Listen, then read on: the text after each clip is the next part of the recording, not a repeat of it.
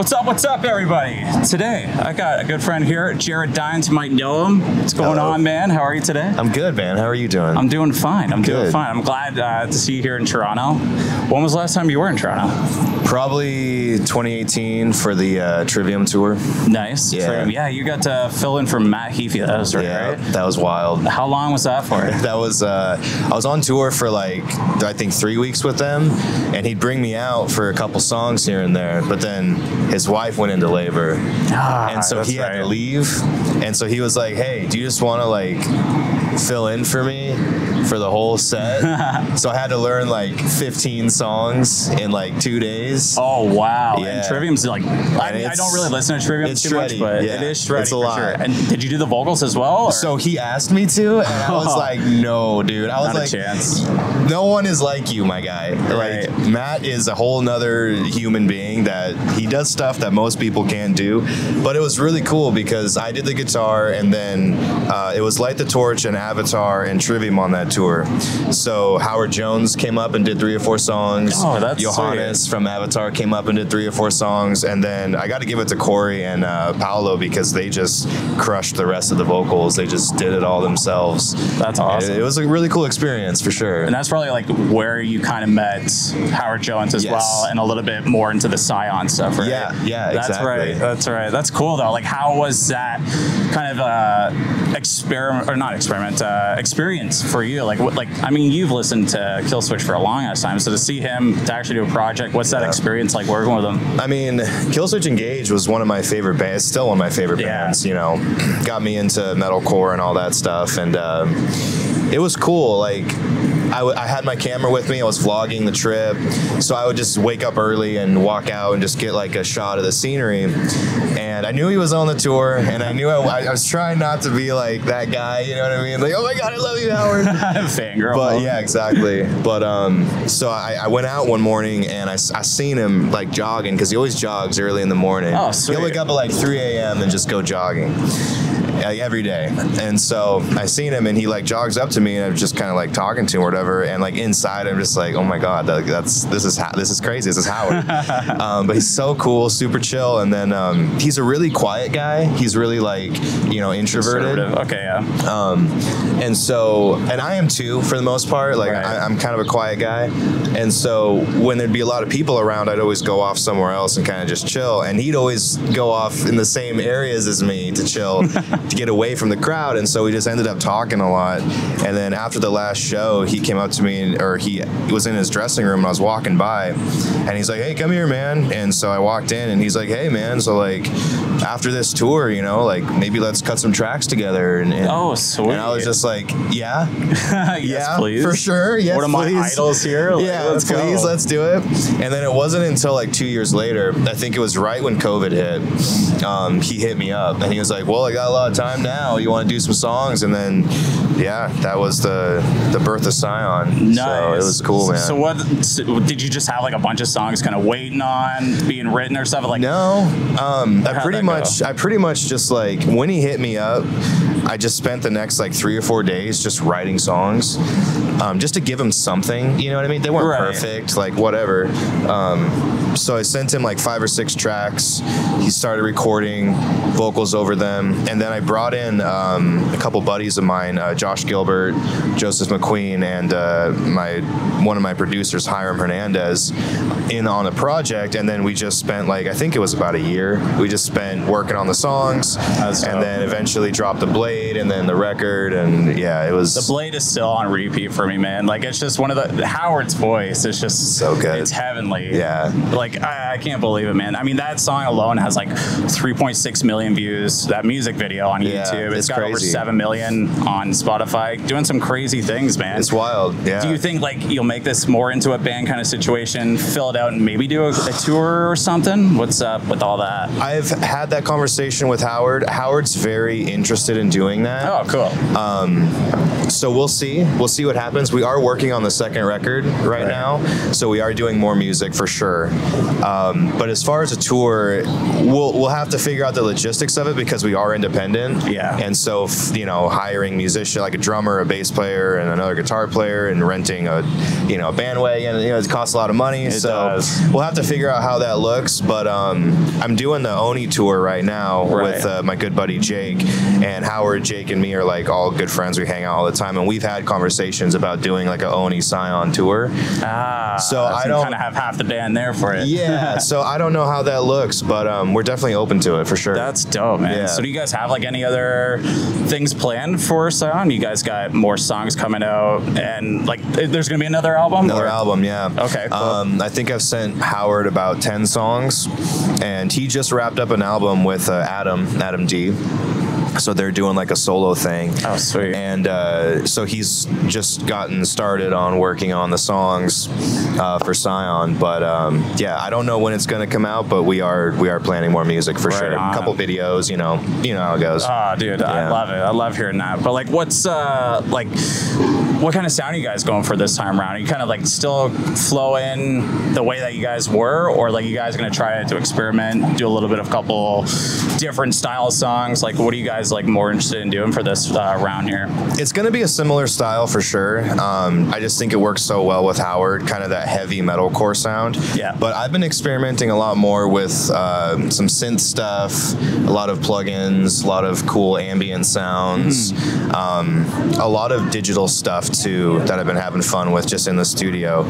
So I think it's going to be a similar vibe, but it'll probably be a little bit more modern this time around. I mean, I can kind of hear that too from some of your personal stuff that you kind of like threw out recently. I listened to that whole like little bit there, and I thought it was really cool. Like just everything that you put in there, your music has like your taste for music, I feel like, has grown into the modern side of things, which I thought was pretty cool. Thanks, man. Yeah, no, I really did enjoy it, and especially like you having the collabs, like Austin Dickey, you got there's Justin from Tala. Like, yeah, man. That one was a lot of fun with Justin on there. He's a different animal, man. Yeah, you talking about Turn to Stone? Yeah, that was the Justin, video alone was a lot of fun to watch too. Taylor Barber and Jake from Oni. Yeah, that was a fun one. I want to do more stuff like that too. It's funny that you mentioned like Oni. So like I'm kind of like putting all the puzzle pieces together here. You mentioned Josh Gilbert as well, which is the bass player from As I Lay Dying, and now Spirit Box. Yeah. So is that kind of how that formed? Like with, I mean, they have a song as well called, was it Aura? Yeah. And that's got Howard Jones on. That's the only song I know by these guys. Yeah. So, and I loved it. So definitely need to dive in more, but like I can see the connection now when it comes to this. Yeah. So how did this come out? Like how they just kind of messaged you up? I know you're buddies with them, but yeah. So I got introduced to Jake, the singer of Oni, from Josh Gilbert and Joseph, because they were working with Jake on Oni. And Jake had known me from some videos and stuff like that. And Josh and Joseph helped obviously with the Sion record. And so they hit me up and they were like, hey, there's this guy, he lives in the Cayman Islands. He's like, he wants to have you come out and write a song with him, do like a solo and some vocals or whatever. And I was like, okay, Cayman Islands, cool. That'd be pretty sweet. Yeah, I was like, I've never been there. Yeah, let's do it, man. I'm not complaining. So I flew out there, made a little video about it, like showcasing his studio and stuff like that. And we just hit it off, and it was a lot of fun. The song came out really cool. Was Silence in a Room of Lies. It's on the Oni Spotify. Yeah. So we did that song, and then ever since then, Jake just keeps hitting me up, and he's like, hey man, come on out, let's do more songs, come on out. He's very he gets very excited about music. He's very passionate about it, and I love that. I love being around people like that. Right. And he's just a really, really sweet guy. I love him to death. And so I kept going out, and then we filmed Musician Mansion Season 2. Right. And then I went from that, I went home, and then I had to move, same area, still I live in Washington, but had to move into a different house, moved, and then he called me, and he was like, hey, you want to do this tour? We're going out with Crown the Empire and Dark Divine. fine and stuff. And I was like, okay, when do I have to be there? And he's like, 2 days. And so I was like, okay, thanks, man. And so he sent me all the songs for the set list and flew to Nashville. We had a week of rehearsals. Okay, so you got some time to like the Trivium stuff. Yeah, exactly.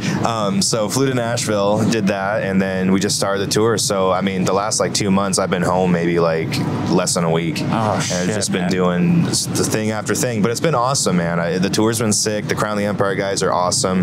The Dark Divine guys are awesome. Capstan is like, they're just a bunch of sweet dudes, and the shows have been really sick. So I'm happy to be here. Awesome. Hold on one second. Just want to make sure I'm still fucking recording here, which I am.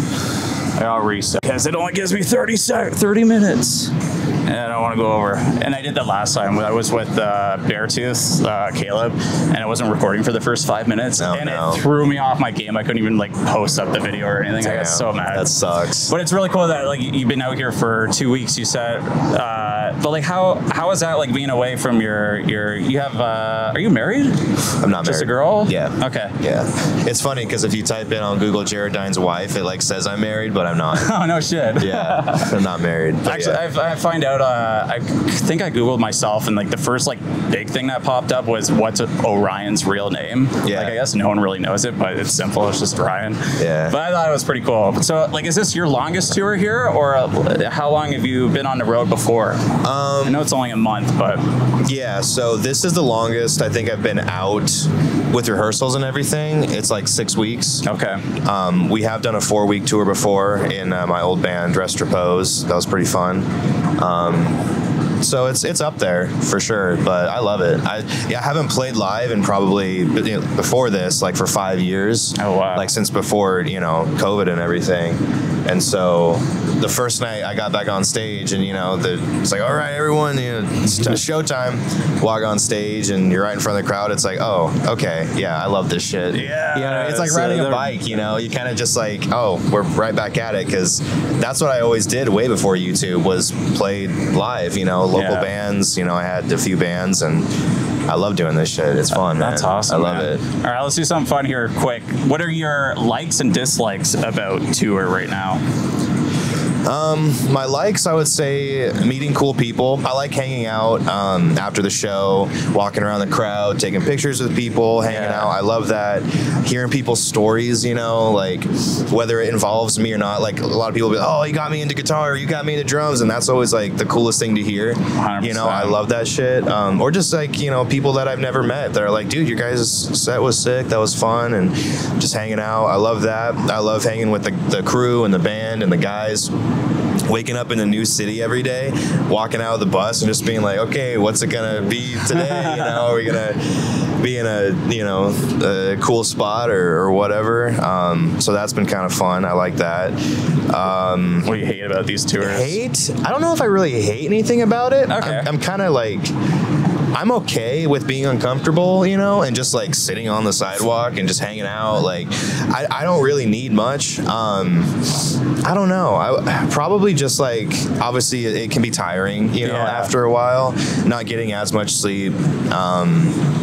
Yeah, maybe the diet could be a little bit better, but that's just on me, I think that's just tour life in itself. You can't have too much in the fridge. You're living off of ramen noodles, I guess, and frozen vegetables, basically at this point. I guess the only other thing would be just missing home, right? Missing my friends and my family and stuff like that. But yeah, I really don't know if there's anything I would say I hate about it. Cool. That's good to know. Like, I feel like, I don't know, maybe I just think about it differently because, I do YouTube now and I just kind of sit at home, but like I've been to concerts like maybe 7 in a month, and I'm like, man, I'm exhausted from like going to this, and like I can't imagine how much wear and tear it can be on for a lot of these guys. So well, honestly, for me, I like mixing it up a little bit. So if I'm home a lot, just in my studio or making videos, writing songs, after like a couple months of that, I'm kind of like, all right, like I want to get out of here. I want to do something else, whether that's just like go to a different studio, like go to Cayman and write with Jake, or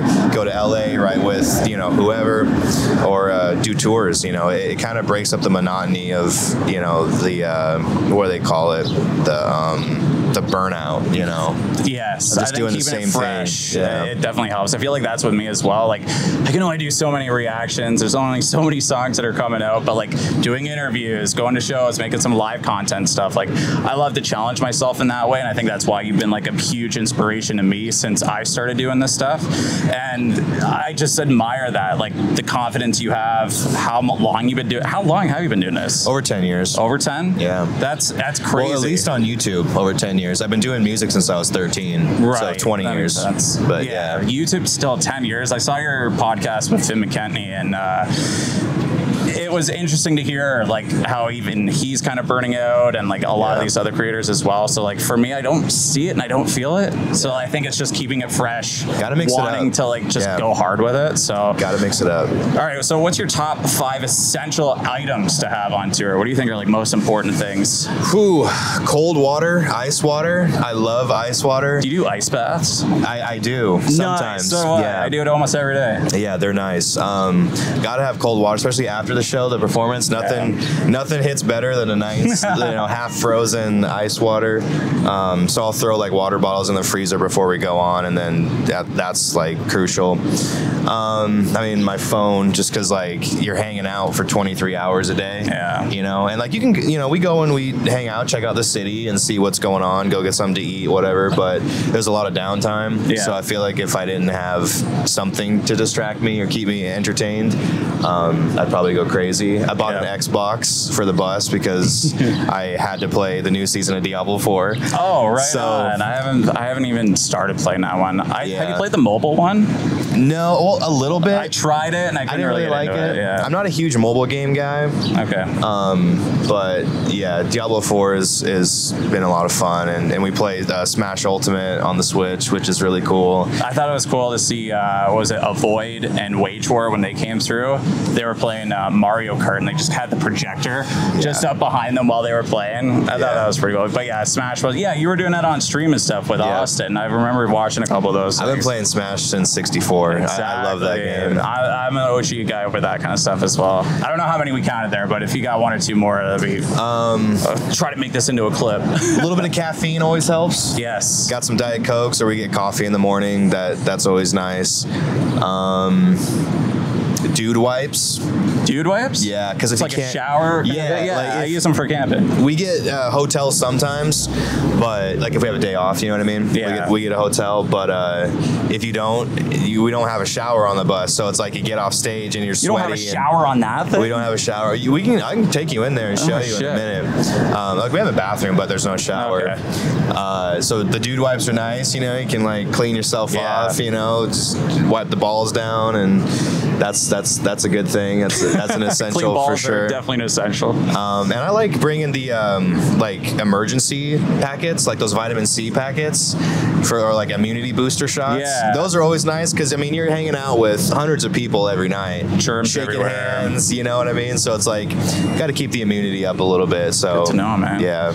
Awesome. So Music Mansion, you guys just finished season 1. It's what I see a very big success on there. For some of the people that might not know, want to explain what's going on with all that, at least from season 1 going into season 2? Sure, yeah. So back in like 2019, I had an idea of getting a bunch of musicians together in one house and just kind of making content. Yeah. And so I reached out to DistroKid, and they were into the idea, so that they were like the catalyst to help me do that, like to sponsor it, you know what I mean?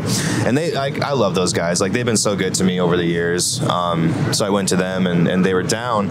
And so I just hit up a bunch of people for to get them all into a house, and I rented a house, like a big 20,000 square foot mansion, and so yeah, it was like Nick Nocturnal and Anthony Vincent and just, Justin from Tala and a ton of Austin Dickey, a ton of people.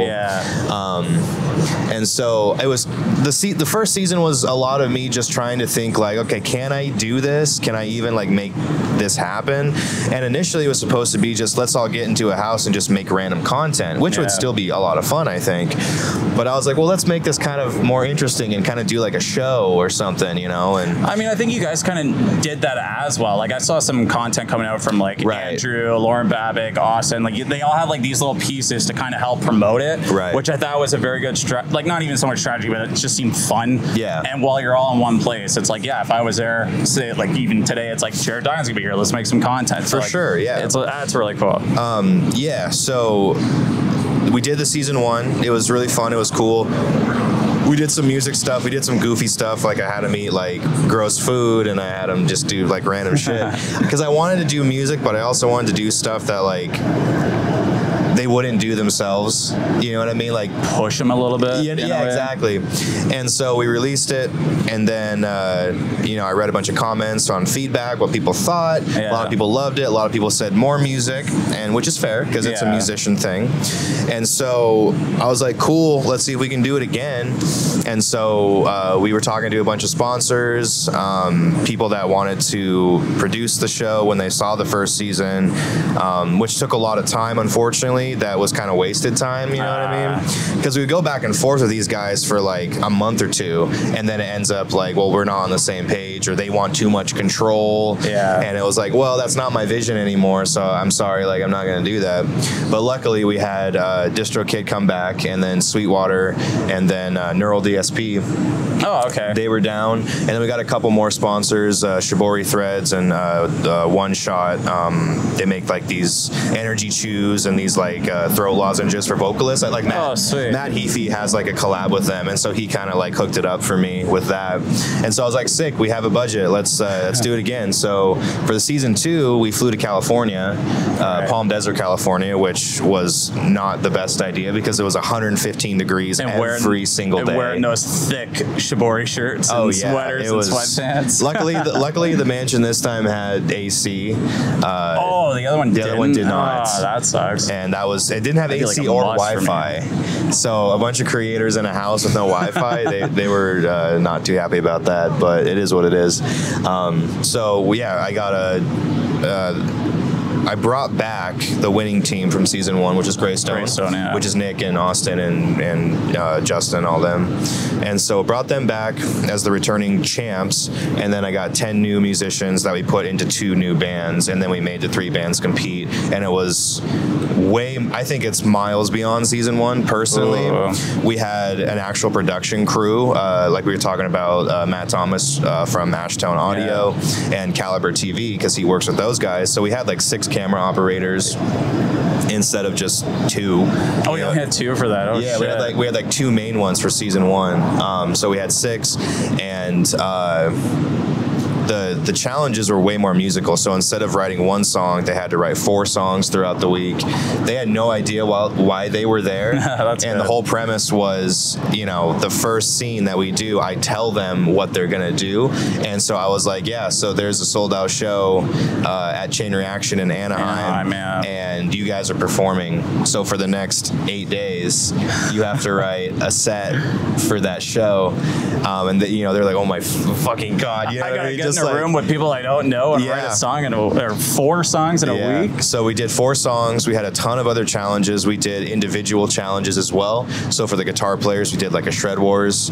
For the bass players, they did basically like a Shred Wars, but like a bass groove challenge. Noodle war. Kind of. The drummers had their own drum challenge. The singers had their own vocal challenge. And then we gave them daily challenges that they could do if they wanted to. But they were more like pranks. Like they had to prank the other bands. And if they succeeded without getting caught, they got extra money, like extra points, you know. That's cool. And then we did all the the confessionals and all that stuff too, and it was really cool, man. Yeah, the B-roll confessionals are a lot of fun. Austin was hilarious with those, man. And he's such a goober.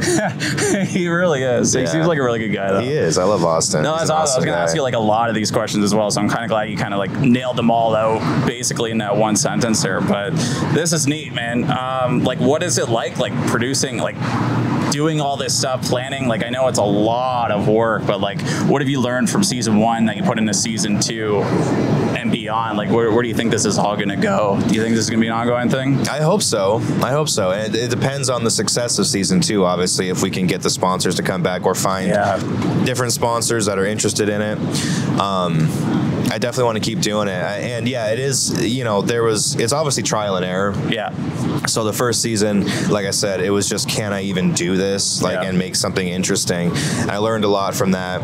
And then going into season 2, I took that, you know, knowledge into season 2, and just the critiques of, you know, the audience and what they want to see more. Obviously, that's I want to move right there. You know, I want to give them what they want to see, and well, you know, while staying true to my vision, I guess.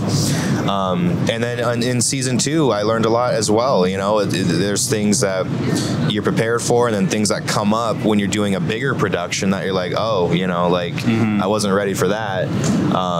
So I think every season, if we continue to do season after season, it will become better and more refined, and it'll be a better finished product. But I mean, this is brand new to me, you know what I mean? So it's like, I've never tried to do anything like this before, and a lot of the planning is just me, you know what I mean? Like, finding the location, contacting all the musicians, booking all their flights, writing the script, writing the challenges, and making sure everyone, you know, is okay, like food allergies, all that stuff, you know what I mean? Hiring a chef, and like, you know, so it's a lot. It takes, you know, 3 or 4 months of just me sitting there and hammering this stuff out, because you don't want to get there and be like, oh shit, I didn't even think about that, and have it be some catastrophic problem that is going to ruin the show. So it's a lot of me just sitting there, like, trying to envision how everything goes, what people are going to need,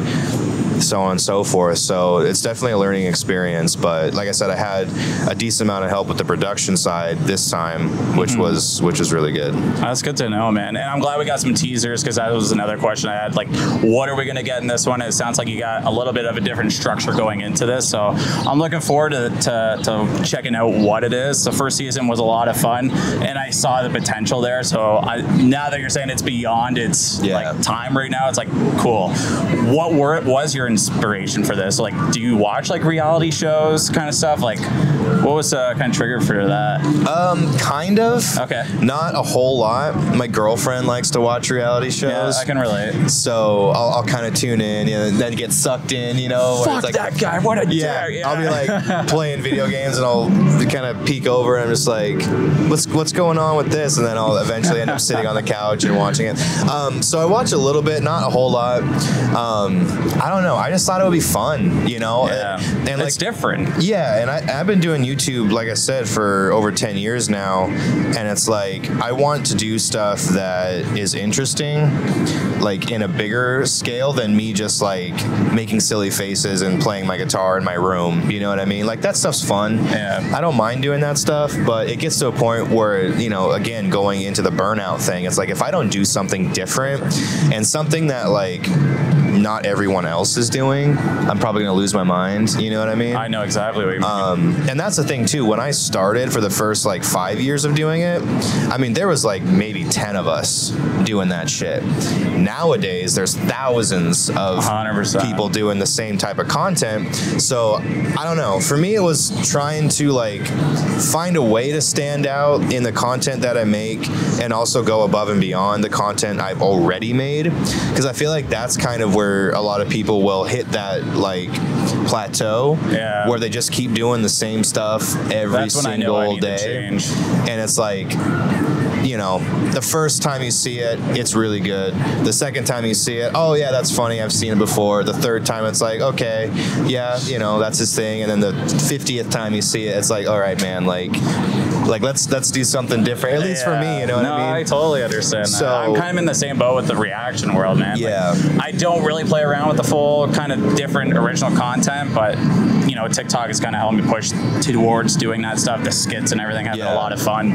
But no, it's really cool, man. I really do appreciate you telling us everything about the Music Mansion, why you're here today, and you know, some more future stuff with Sion, which I think a lot of us are pumped for. So you guys got some like new merch out and everything. So love that, and I want to hear something new soon. So we'll kind of wrap it up with some, you know, a little bit more YouTube-y kind of personal rapid questions kind of deal. But like, what do you think is in the future for you? I know you're really working hard with Music Mansion right now, but like, what do you see yourself doing, like, I mean, did you really see yourself doing this 10 years ago to being where you are today?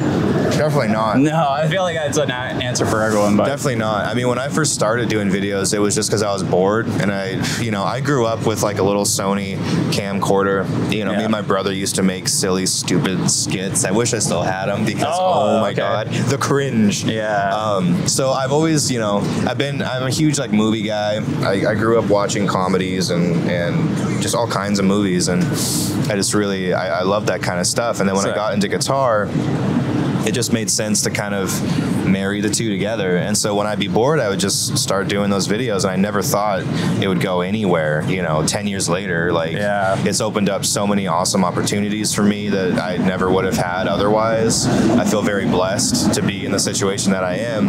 But yeah, going forward in the future, I mean, I definitely, the mansion stuff is fun. I'll probably keep doing that. I want to do other projects too. I have like a list on my phone of like 150 ideas for videos, but they're like bigger ideas. Yeah. So it takes time to do it. Unfortunately, the same thing with like the Sion record.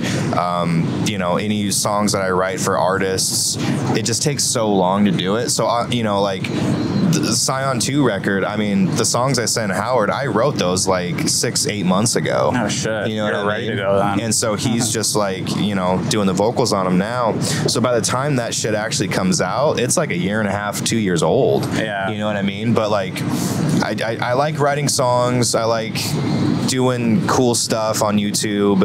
I don't really know what the future looks like yet, because like obviously I'm doing this tour with Oni. I'm not an official member yet, but we have had conversations kind of about it. Okay. So we'll see how that route goes. So I might be doing a lot more songs with and for Oni, more tours. I am doing another tour with them in November. We're going out with Bad Wolves and Pop Evil. Oh yeah. I hear them all the time on Octane. Yeah, so we're doing that in November. That's another month-long tour. I get home like September 5th, so I'll have a couple of months to do whatever, you know.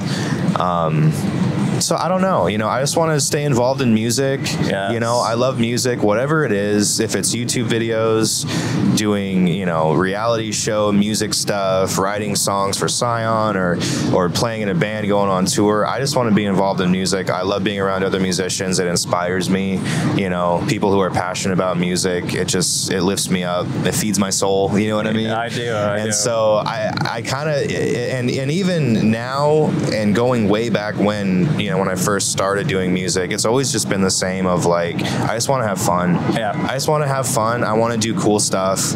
And, you know, if I can make some people happy and entertain some people along the way, then that's awesome. You know, I feel very blessed to be able to do that. So yeah, dude. I don't really have a definite answer on what the future looks like. I think that's perfect. Like, I just love how humble you are about it. Like, I feel like it's just the way of the nature, right? It's just you're going with the flow, and whatever happens will happen because you're passionate about what you do. Well, yeah, and like one thing too that I've always, you know, thought is like, you know, they always say 99% of success is just showing up, right? So it's like, I just say yes to almost everything. Like if it's worth doing, you know what I mean? If it's something that is going to be exciting and fun, it's like, I just say yes, even if it makes me uncomfortable, because you never know what doors you're going to open when you do these things. Exactly. You never know who you're going to meet. You never know what connections you're going to gain. But, you know, if you just stay home all the time and too afraid to leave your house, it's like, you know, that's going to be your existence, because you're not growing. You know, I just want to keep growing and doing stuff. And comfortable is the most dangerous spot to be, I feel like. For sure. And with the right reason. I mean, if you're comfortable where we are in life and everything's great, by all means, keep living that life. Totally. Yeah. I love it, man. All right, let's wrap it up with 3 smaller bands that you would like to see blow up in the next maybe year or 2. There's one called Soulkeeper that's pretty good. Yeah, I like Soulkeeper. 3 smaller bands. I would say Avoid, but I don't know if they're smaller anymore. They're they're kind of blowing up a little bit. They're kind of doing some things. Avoid's pretty cool. I saw them with Wage Tour. I grew up with those guys. Oh, no shit. Yeah, okay. I mean, they're from my hometown. I used to record some stuff for them at my old studio when I was like 20. Sick. Yeah, they're really cool guys. I love to see them blow up. And honestly, I love to see Oni blow up because I love their music so much. And the singer Jake, it's like his project basically. We're all kind of like hired guns right now. Oh, it's okay. But he's so passionate about music. He gets so excited to perform. He fucking loves this shit. And just having that kind of heart behind what you're doing, I think is really cool. So I mean, whether I'm in the band or not, doesn't matter to me. I just want to see the Oni project blow up because they're kind of at that cusp of like they've done some cool tours, you know, and there's stuff planned in the future that's pretty cool. They just have to get over that hump to where they become like that kind of mainstream recognition, I feel like. And hopefully, you know, doing this kind of stuff, the tours and the new songs is gonna get them there. But I really fuck with this band and the crew, and everyone is just so nice and awesome to work with. So yeah, that's a great answer. Those three, yeah, those three bands, Void, Soulkeeper. I gotta go back on them. I don't really remember how much they sound like, but yeah, these guys definitely been on my radar since that the two songs that they have. I know more with Howard Jones and that, so love to hear that, man. Last question: Blegh, Urgh, or fuck? Probably Blegh. Probably Blegh. It's not just because I'm here, right? Yeah, of course. Okay. Hell yeah, man. Well, thank you, Jared, for hanging out with me today. I really do appreciate it. Telling us what's going on with Music Mansion, Sion, and the band that he possibly might be in very soon. Who knows? Yeah, but if you guys catch them on tour, they're out there for the next month or so. I'm looking forward to seeing what you guys do with it. Same with Sion and Music Mansion. Please close it out. Plug yourself. Say what's up. Whatever you need to do. Yeah. Well, thank you so much for doing this. Pleasure. It's awesome to talk to you. Yeah. Music Mansion coming out season 2 probably in a month or so. Hopefully, catch us on tour, Oni, and look out for the second Sion record. Awesome. Well, thank you so much, man. Thank you. Later.